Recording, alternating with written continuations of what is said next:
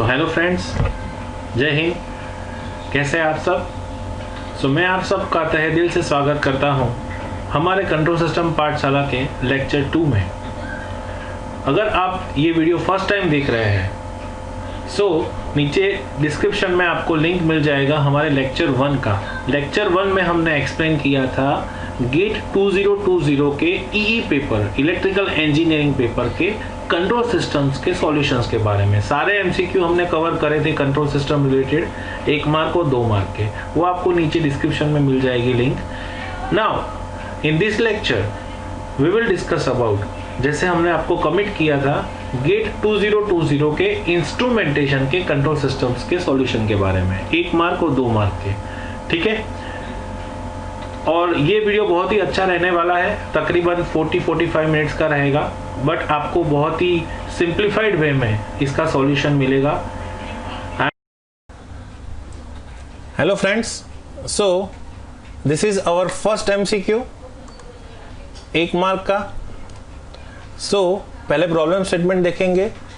Problem statement है phase lead network has this transfer function, है ना। हमें क्या फाइंड करना है? The angular frequency at which the maximum phase shift for the network occurs. ठीक है, हमारे पास 4 ऑप्शन है, A 10, B 20, C 100 and D 200 and उसका यूनिट है रेडियन पर सेकेंड।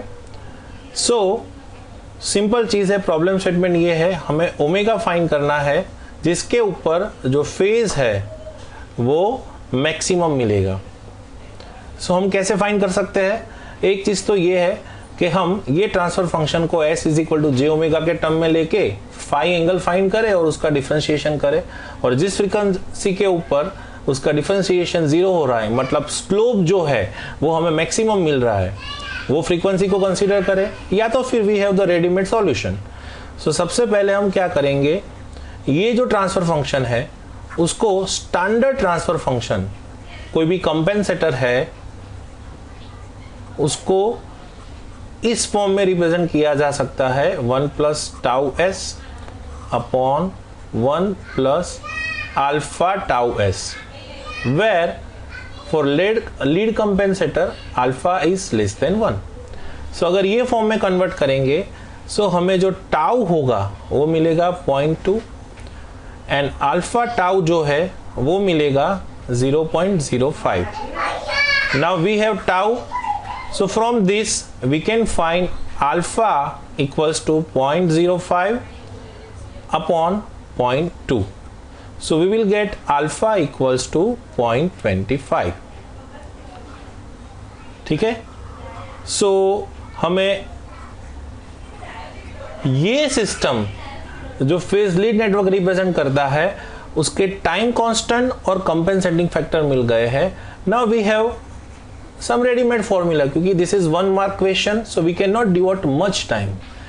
हमारे पास इक्वेशन है, अगर हमारी फ्रीक्वेंसी जिसके ऊपर फेज मैक्सिमम मिलेगा वो होगी 1/τ² अल्फा। अब ये वैल्यूज यहां रख दो। Tau is 0.2 and alpha is 0.25। This is 10। आपको मिल जाएगा ओमेगा m 10 रेडियन पर second. This is the solution. यहां पे जो हमारा फर्स्ट ऑप्शन है, this is the right option. ठीक है, हेलो फ्रेंड्स, अब हम देखेंगे 1 मार्क का दूसरा MCQ. The problem statement is closed loop transfer function of a control system is given by this. The closed loop transfer function is simple first order system. The input is sin t. हमें find करना है steady state response ct is। ठीक है, मतलब कि हमें find करना है c इनफाइनाइट, या तो फिर ये साइनसोइडल है फ्रीक्वेंसी डोमेन है तो हमें सी इनफाइनाइट नहीं सी ऑफ टी ही फाइंड करना है, क्योंकि अगर टाइम डोमेन रहता so we can find some t is equal to infinite, we get some value. यहाँ पे in place of that we will get some response. So हमें फाइंड करना है steady state response c of t. So हम इसको किस तरह से सॉल्व कर सकते हैं? तो सबसे पहले ऑप्शंस देखते हैं। एक तो a equals to 1, b 1/√2 cos t, c 1/√2 sin t plus π/4 and d 1/√2 sin t minus π/4। अब आप एक चीज़ समझो कि हमारा ये सिस्टम है जो क्लोज लूप है 1/s+1। यहाँ पे we are applying some input that is r of t, जो कुछ आउटपुट प्रोड्यूस करता है that is c of t। ठीक है, now this is a sinusoidal input.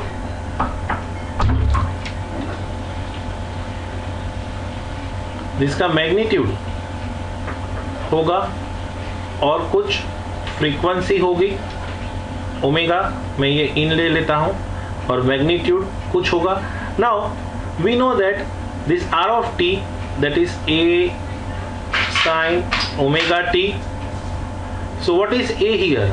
Here a equals to 1, and what is omega? Omega is equal to 1. अगर ये system है 1/s+1, it is simply a low pass filter, है ना? So उसकी कुछ property होगी मैग्नीट्यूड एंड एंगल फाई, और this is the output. सो हमें एक चीज पता है कि हमारा जो भी आउटपुट मैग्नीट्यूड होगा that is a multiplication of input magnitude into the magnitude of the system, और उसका जो वेवफॉर्म का पैटर्न होगा वो होगा इनपुट जैसा, बट उसमें क्या चेंज होगा? ओमेगा टी प्लस कुछ फेज शिफ्ट ऐड होगी। अब फेज शिफ्ट पॉजिटिव होगी या नेगेटिव हो, ये इस किससे पता चलेगा? कि अगर डिनोमिनेटर में कुछ पोल है तो फेज शिफ्ट जो होगी वो नेगेटिव होगी, अगर न्यूमिनेटर में कुछ है like a high pass filter, so we can get some positive phase shift. So this is our output response. So हमको क्या करना है? ए ऑलरेडी दे के रखा है दैट इज 1। एम क्या है? एम है ये सिस्टम का मैग्नीट्यूड, ओमेगा ऑलरेडी दे के रखा है, and phi, what is phi? System का फेज एंगल। सो हमारा ये बहुत ही सिंपल हो जा रहा है, हम m फाइंड कर सकते हैं s is equal to j omega लेके, s is equal to j omega लेके। So what is m? 1/√√ of omega square plus 1, right? और what is phi? That is minus tan inverse omega. अब हमारे पास omega equals to 1 है, सो हमें जो magnitude मिलेगा वो मिलेगा 1/√2, और जो एंगल मिलेगा वो क्या मिलेगा? -45। सो इसको हम -π/4 बोल सकते हैं। So using this value, this magnitude and this angle, हमारा जो आउटपुट रिस्पॉन्स होगा वो क्या होगा? What is A? Input magnitude. What is M? System magnitude. 1/√2 sin omega is 1, so t minus π/4. So this is our solution. So यहाँ पे देख सकते हैं this option D is the right option. Again I must repeat that इसको solve करने के बहुत सारे और भी मेथड्स हो सकते हैं, but again this is 1 mark question, so we will try to devote less time, है ना? So this is the methodology. So hello friends, this is the third MCQ जो 1 मार्क का है। So let's see the problem statement.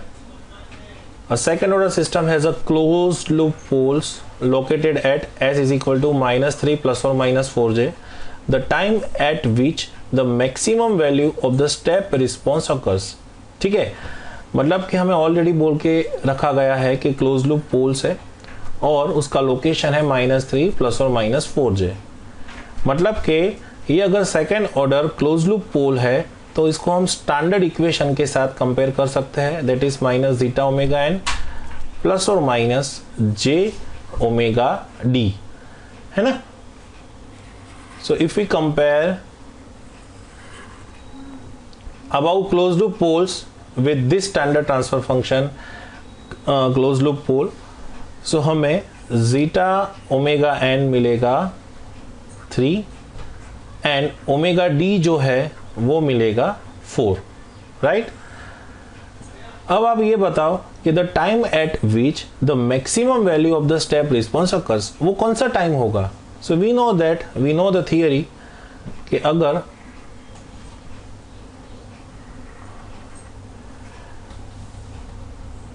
Second order system है तो उसका response it will be like this. So उसका जो मैक्सिमम आउटपुट वैल्यू होगा जो टाइम के ऊपर, वो टाइम को हम बोलते हैं पीक टाइम। अगर ये टाइम एक्सिस है एंड ये सी ऑफ टी मतलब आउटपुट मैग्नीट्यूड एक्सिस है, सो जो मैक्सिमम मैग्नीट्यूड मिलेगा वो मिलेगा पीक टाइम के ऊपर। सो इसके ऊपर से हमें टीपी क्या मिलेगा, that is pi upon omega D, ठीक है। नाउ पाई भी रेडियन में है, ओमेगा डी जो होगा वो भी रेडियन पर सेकंड में होगा। So this is 3.14 upon omega D, that is 4. So from this we can get the peak time as, अगर आप कैलकुलेट करोगे so that will be around 0.78 seconds, right? So this is the right answer in our case. So यहाँ पे जो maximum time होगा वो हमें मिलेगा 0.78 सेकेंड, ठीक है। सो अब हम मूव करेंगे 2 मार्क के एमसीक्यू की ओर, और हमारा first 2 marks MCQ is the loop transfer function of a negative feedback system is this. इसका लूप ट्रांसफर फंक्शन देखे रखा है हमें, g of s, h of s, the Nyquist plot for the above system, और ये 4 option है। First option n circles this -1 + 0j point once in clockwise direction, b once in counterclockwise direction, c does not n circle, and d n circles -1 + 0j twice in clockwise direction, ठीक है। So problem statement देख लिया, अब हम कौन सा approach use करेंगे। Definitely we will go for, इसके सॉल्यूशन में हम क्या करेंगे, we will use the Nyquist theorem, है ना। तो नाइक्विस्ट थ्योरम क्या बोलता है कि number of encirclement around -1 + 0j equals to number of open loop unstable pole minus number of closed loop unstable pole. Unstable pole मतलब poles जो right hand side पे है, ठीक है। सो यूजिंग दिस, अब आप देख सकते हैं in this loop transfer function हमारे पास ये जो एक पोल है s-2 वो राइट हैंड साइड पे है। अगर हम ये s मैप बनाएं, सो यहाँ पे एक पोल है और दूसरा पोल यहाँ पे है +2 और 0 के ऊपर, and this area this is RHS। सो हमारे पास ओपन लूप पोल जो राइट हैंड साइड पे है वो कितने हैं, 1। अब आप बोलोगे कि सर h = 0 भी तो है, but this is the imaginary axis, मतलब कि ये पोल सिस्टम को कंडीशनल या मार्जिनल स्टेबिलिटी देखा, मतलब कि क्लोज लूप में सिस्टम अनस्टेबल होगी या स्टेबल, वो उसके टोटल डायनेमिक्स के ऊपर डिपेंड करेगा, राइट। बट h = +2 वो डेफिनेटली सिस्टम को अनस्टेबल करेगा, है ना। So this is 1 minus, now what is this, number of unstable pole of close loop system. So अब हम क्या करना पड़ेगा, हमें फाइंड करना पड़ेगा delta S, that is the characteristics equation of the system. So characteristic equation क्या मिलेगा, 1 + g of s h of s = 0. सो इसका कैरेक्टरिस्टिक इक्वेशन मिलेगा s square minus 2s plus 1 equals to 0. So this is nothing else but s minus 1 whole square equals to 0. So ये जो है वो हमें दे रहा है +1 + 1, मतलब कि क्लोज लूप सिस्टम के दो पोल राइट हैंड साइड पे है, सो ये हमें देगा 2 pole. So the answer is -1. So अगर n is -1, so what does it indicate? वो -1 + 0j को n सर्कल तो करेगा. कितनी बार? एक बार, 1 टाइम. बट कौन सी डायरेक्शन में? सो यू मस्ट रिमेंबर कि अगर नेगेटिव साइन है तो वो क्लॉकवाइज डायरेक्शन में n सर्कल करेगा. ठीक है, so the right option is a. It n circles -1 + 0j point once in a clockwise direction. सो यहां से आपको एक की पॉइंट मिल रहा है कि अगर आपका n सर्कलमेंट नेगेटिव आ रहा है तो वो क्लॉकवाइज डायरेक्शन में n सर्कल करेगा, और अगर आपका n सर्कलमेंट पॉजिटिव आ रहा है तो वो काउंटर क्लॉकवाइज डायरेक्शन में n सर्कल करेगा. सो हमारा नेक्स्ट MCQ है, the loop transfer function of a negative feedback system is given. ठीक है, g of s h of s is this is a 3-pole system, k upon s, s plus 2, s plus 6, where k is greater than 0. The value of k at the breakaway point of the root locus for the above system is. मतलब के सबसे पहले हमारा problem ये रहना चाहिए कि हमें सिस्टम का ब्रेक अवे पॉइंट फाइंड करना पड़ेगा, एंड दूसरा k की value at this break away point. So अगर हम टेंटेटिव रूट लोकस देखें, सो टेंटेटिव शेप इसका कैसा आएगा? This is 0 location, this is -2 location, and this is -6 location. So ये दोनों के बीच में RL पाथ होगा, और यहाँ से लेके -∞ तक RL पाथ होगा. यहाँ पे स्टार्टिंग फ्रॉम सम सेंट्रोइड हमें एंगल ऑफ एसिम्प्टोट मिलेंगे, 3 एंगल ऑफ एसिम्प्टोट, और तीसरा जो होगा यहाँ से मिलेगा. So this is θ0 60. You know the basic theory. θ1 जो है वो है 180, और θ2 है वो है -60, क्योंकि number of angle of asymptote depend करेंगे number of pole minus number of zero के ऊपर. नंबर ऑफ पोल 3 है, नंबर ऑफ 0 0 है, सो 3 - 0 0, सो हमें 3 एंगल ऑफ एसिम्प्टोट मिलेंगे. अब मैं कलर चेंज कर लेता हूं पेन का ताकि आपको ज़्यादा पता चले. सो हमारा जो रूट लोकस होगा वो हमें इस तरह से मिलेगा, और यहां से लेके -∞ तक. राइट, अब ये देखो आप, ये पॉइंट के ऊपर ये पोल इस तरफ जाने की कोशिश करेगा, ये पोल इस तरफ जाने की कोशिश करेगा, और ये पॉइंट से ये दोनों डाइवर्ज होंगे, है ना. Again this is a tentative shape. ये ऐसा हो सकता है कि सेंट्रोइड के लेफ्ट साइड से होके बाहर जाए, है ना. सो वो हम एक्चुअल कैलकुलेशन करेंगे तब पता चलेगा. सो हमारा जो ये पॉइंट है जहां पे ये दोनों पोल्स पहले इकट्ठे होते हैं और फिर डाइवर्ज होते हैं, ब्रेक अवे होते हैं, उसको हम बोलते हैं SB, break away point. So how we can find this break away point? So let's back to the original colour. So break away point find करने के लिए सबसे पहले हमें डेल्टा S फाइंड करना पड़ेगा. What is that? That is a characteristics equation.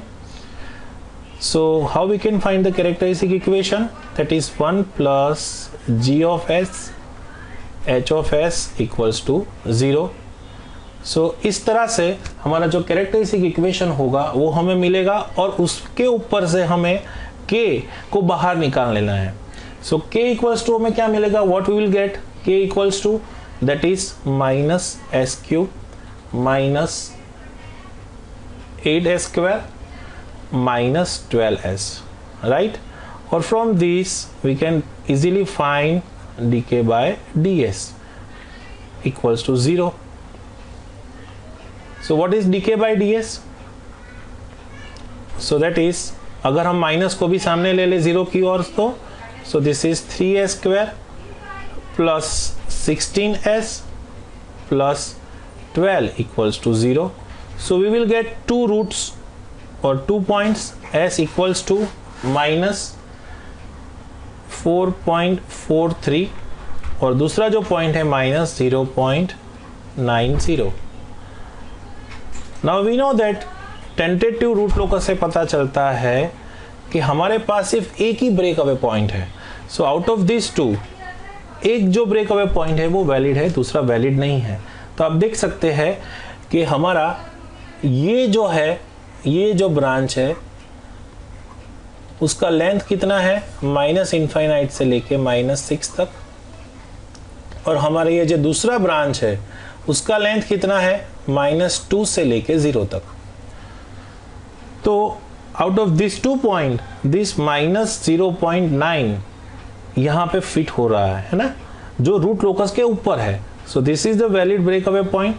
सो इसके ऊपर से हमारा पहला प्रॉब्लम सॉल्व हो गया ब्रेक अवे पॉइंट फाइंड करने का, और वो कितना आ रहा है, -0.9 है ना. अब 3 डिजिट में परफेक्ट लिखना चाहते हैं तो वो हमें कुछ मिल रहा है -0.9028. नाउ दूसरा चीज हमें क्या फाइंड करना है, ये पॉइंट के ऊपर गेन के की value. So we know that अगर कोई भी पॉइंट रूट लोकस के ऊपर है तो उसका ओवरऑल मैग्नीट्यूड होगा वो 1 होगा. That is a magnitude condition. मतलब के अपॉन, यहाँ एस की वैल्यू रख दो आप -0.9, यहाँ पे आप उसकी वैल्यू रख दो s इक्वल्स टू -0.9, तो ये आपको मिलेगा 1.09, और ये जो मिलेगा आपको 5.09 है ना, इक्वल्स टू 1. तो आप अगर सिंप्लीफाई करोगे तो आपको k मिलेगा 5.05, right. So this is the value of k at break away point, 5.05. चलिए दोस्तों, नेक्स्ट एमसीक्यू देखते हैं. The next MCQ is this. So this is a closed loop system, right? R is input, Y is output, और उसका step response देके रखा है. यहाँ पे the input is given as a tan ut और यहाँ पे आउटपुट दिया है. सो हम अगर यहाँ पे ही उसको एक्सटेंड करें, अगर if this is y of t, so what is the input? Input is like this. Input is like this. Input हमें ऐसे मिल रहा है यहाँ पे. So this is 10 and u of t, that is a unit step. So this is 10 unit value. So आप देख सकते हो कि हम 10 यूनिट इनपुट दे रहे हैं और आउटपुट जो है स्टेडी स्टेट में जाके 8 के ऊपर सेट हो रहा है. अगर हम कंसीडर करें कि this is the steady state point, मतलब 80 इक्वल्स टू इनफाइनाइट, सो वो यहाँ कहीं पे स्टेडी हो रहा है 8 की वैल्यू के ऊपर. हमें क्या फाइंड करना है, the gain value k of the system. ठीक है. सो कैसे फाइंड करेंगे इसको? सॉल्व करने के बहुत सारे मेथड्स हो सकते हैं. पहले तो आप उसको y of t का जो इक्वेशन मिलेगा at 1 - e raised to - t by tau consider करके उस तरह से सॉल्व कर सकते हो और t टेंड्स टू इनफाइनाइट रख सकते हो, या तो फिर आप इसमें फाइनल वैल्यू थ्योरम अप्लाई कर सकते हो, या तो फिर हमारे पास और एक अप्रोच है. आप देखो दिस पॉइंट, इसको हम क्या बोल सकते हैं, अगर ये 10 है ये 8 है तो ये 2 यूनिट होगा. So what is this? At this point, this is called steady state error. So at this point steady state error हमें क्या मिल रहा है, दिस पॉइंट ऑनवर्ड्स, इसके आगे 2। टाइम रिस्पॉन्स का बेस्ट चीज ये है कि इसके पास बेसिकली 3 ही रिस्पॉन्स है। एक है इनिशियल रिस्पॉन्स, दूसरा है varying response, time changing response, और तीसरा है स्टेडी स्टेट रिस्पॉन्स। ठीक है, और इसको हम स्टेडी स्टेट से एनालाइज करेंगे। सो हमारे पास ESS2 मिल गया। अब आप देखो हमारे पास सिस्टम का मैग्नीट्यूड कितना है, सिस्टम मैग्नीट्यूड इज 10। सिस्टम का टाइप कितना है, मतलब कि G(h) (h) का टाइप 0, और इनपुट कौन सा है, स्टेप। सो आपको कुछ रिलेशन पता है, yes you know the relation steady state error का, ESS, what is the formula, A/1 plus KP. What is KP? That is a position error constant. Now A is 10. इसको equate करेंगे, steady state error is 2. Now what is KP? That is limit S tends to 0 G(s) into H(s). So this 2 equals to 10/1 plus. अब आप देखो ये जो system है, यहाँ पे आप S equals to 0 रखोगे, सो आपको G0 मिलेगा, वो कितना मिलेगा, K, that is a DC gain. So this is 1 plus K. सब अगर इसमें से K को फाइंड करना चाहेंगे, सो वो मिलेगा 1 plus K equals to 5, and from this your K equals to 4. The right value of K is 4. So जो गेन है सिस्टम का ये 4 है। ओके, सो फ्रेंड्स हमारा नेक्स्ट MCQ है 2 मार्क का, that is the loop transfer function of a negative feedback system is this. Loop transfer function से पता चलता है कि this is open loop unstable system, right, क्योंकि 0 के ऊपर 2 पोल है। तो आप इनवर्स लाप्लास लोगे तो you will get T term, so T tends to infinite या इनफाइनाइट की ओर जाएगा। The phase margin of the system, मतलब कि लूप ट्रांसफर फंक्शन से ही क्लियरली पता चल जा रहा है कि system is open loop unstable. ठीक है, अब उसको हम क्लोज लूप स्टेबिलिटी देखेंगे, बट स्टेबिलिटी नहीं, हमें क्या पूछा गया है, अगर ये 2 मार्क का है, phase margin.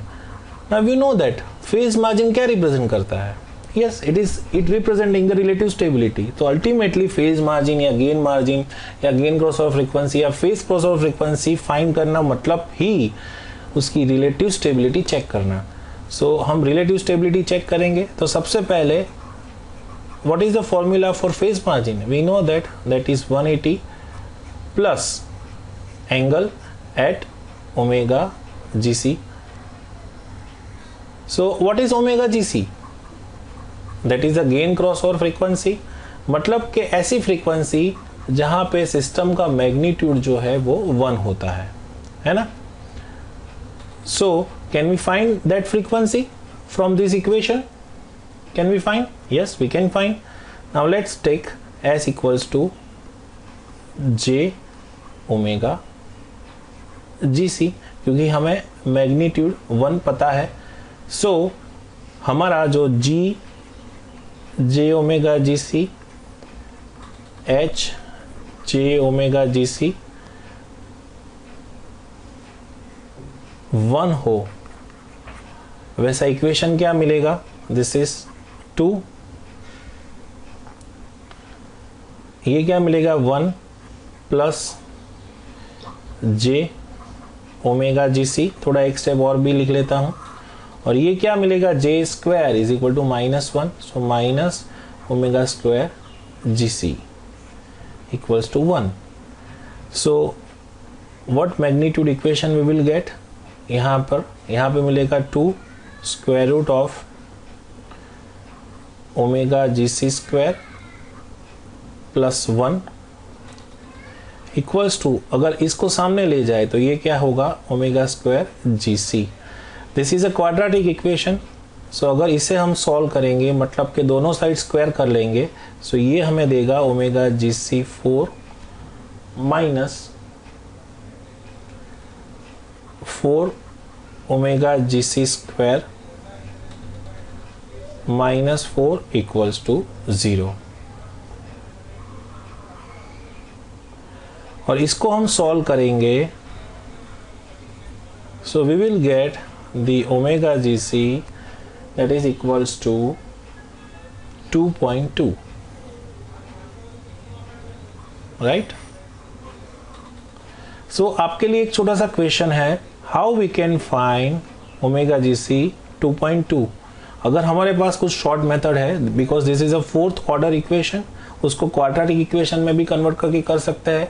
So you need to write in this comment section कि how we can find directly some roots of the fourth order system. अब हमारे पास ओमेगा जी सी है, अब हमें क्या करना है, फेज मार्जिन डायरेक्टली फाइंड करना है। So phase margin that is 180 plus system angle at omega G C. तो इसका एंगल क्या मिलेगा, दो मैग्नीट्यूड है, उसका तो कुछ एंगल नहीं होगा, but what about this S plus 1, so that is उसका एंगल मिलेगा minus tan inverse omega G सी। और व्हाट अबाउट एस स्क्वायर, तो उसका एंगल मिलेगा, सॉरी ये ऊपर है तो ये प्लस ही रहेगा, और ये डिनोमिनेटर में है तो उसका एंगल होगा माइनस 180। सो अब हम देखेंगे this 180 will cancel out, so the phase margin that will B tan inverse omega gc and omega gc is 2.2. now 2.2 is in radian, तो आप उसको डिग्री में कन्वर्ट करके tan इनवर्स फाइंड करेंगे। So you will gate face margin of 65.55. so this is the face margin,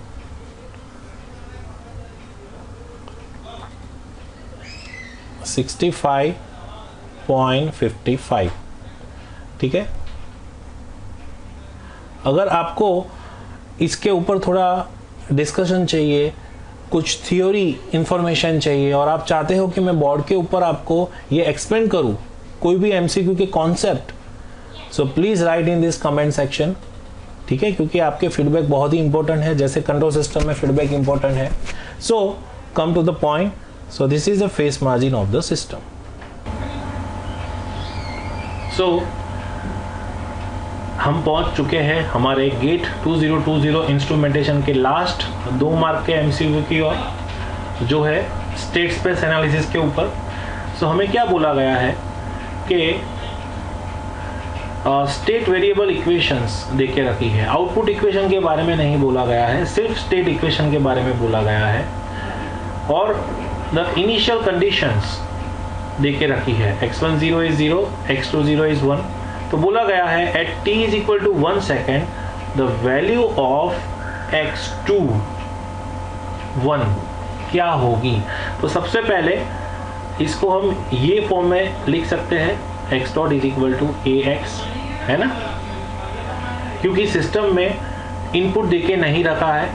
सो हमारा system का input है 0, और हमें अच्छी तरह से पता है कि जो इनिशियल कंडीशन है वो क्या है, 0 and 1।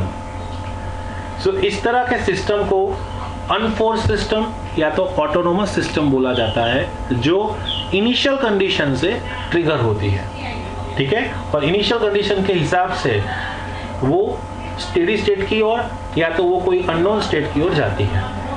Now back to the point, इसका सॉल्यूशन,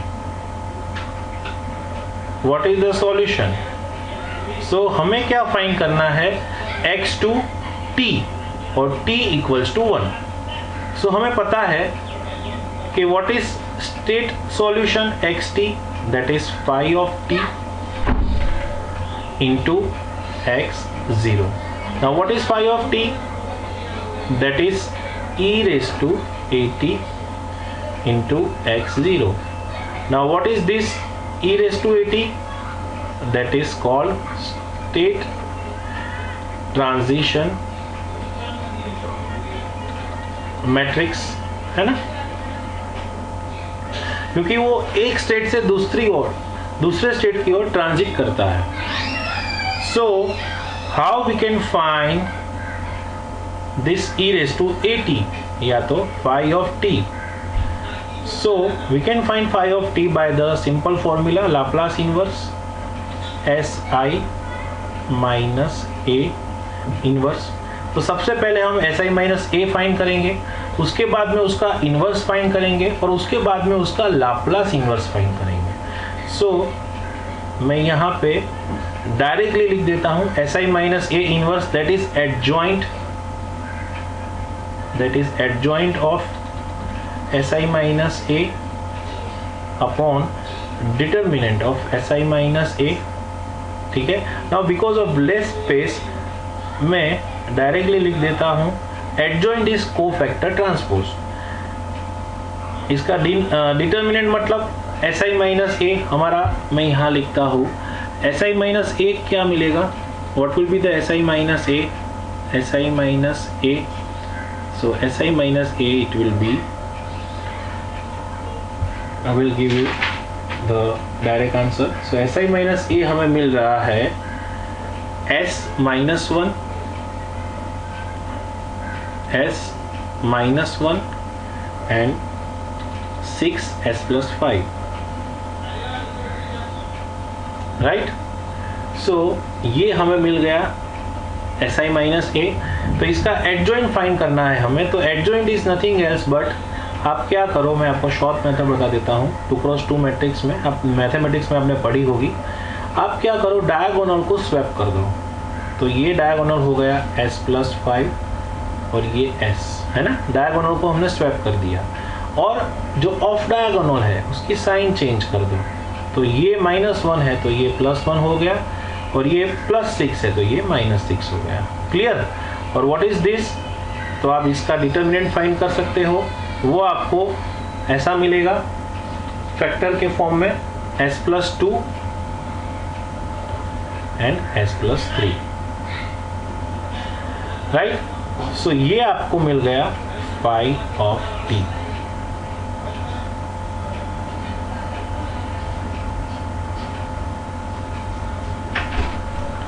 तो हमारे पास phi of t अवेलेबल है ये। अब हम क्या कर सकते हैं, अब आप ध्यान से देखिए, हमें फाइंड करना है this is x1t and this is x2t, this is phi t. Now consider that this is some xx1, we don't know the response, xx2, xx3, xx4, right, into what is the initial condition, 0 and 1. अब हमारा concern क्या है, हमें find करना है x2t सिर्फ, है ना। so why to unnecessarily solve for everything. तो अगर इसको ऐसे पार्टीशन में रख दे, सो हमें x2t का इक्वेशन क्या मिलेगा, what is x2t, so this into 0 and this into 1, सो वो हमें क्लियरली मिलेगा x4, राइट। मतलब कि हमें सिर्फ और सिर्फ ये जो कंपोनेंट है, ये कंपोनेंट, उसका जो लाप्लास इन्वर्स होता है, मतलब कि ये पूरा एक कंपोनेंट होगा ना, आप डिनोमिनेटर में इसको ले लेंगे, तो ये कंपोनेंट उसका आप लाप्लास इन्वर्स फाइंड करोगे, वो आपको मिलेगा x2t। So what is that, 5 upon s plus 2 s plus 3, right. So आप अगर इसका लाप्लास इन्वर्स फाइंड करोगे, so that will be, हमने ऑलरेडी करके रखा है, so that will be 3 e raised to minus 3t minus 2 e raised to minus 2t। Clear? अब आप यहां, मैं थोड़ा इरेज कर देता हूं, थोड़ा क्लमजी हो गया है। सो इतना चीज़ मैं इरेज कर देता हूँ।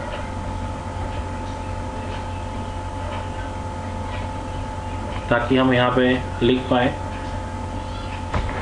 So now it's very clear that हमारा जो भी डायनेमिक्स है x2t वो हमें मिल रहा है 3e−3t minus 2e−2t।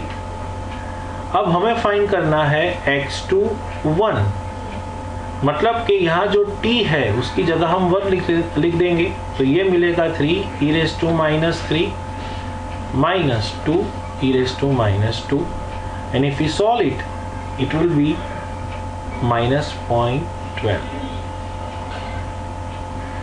So this is the answer, -0.12. So the answer is -0.12. Clear? तो हमने सबसे पहले क्या किया, x ऑफ t का फॉर्मूला फाइंड किया, उसके बाद में स्टेट ट्रांजिशन मैट्रिक्स जो था वो हमने फाइंड किया, और उसके बाद में इनिशियल कंडीशन से लेके मल्टीप्लाई करके जो भी x2t का टर्म आ रहा है वो फाइंड किया ये, और वहाँ पे t = 1 रख दिया। सो this is the right answer.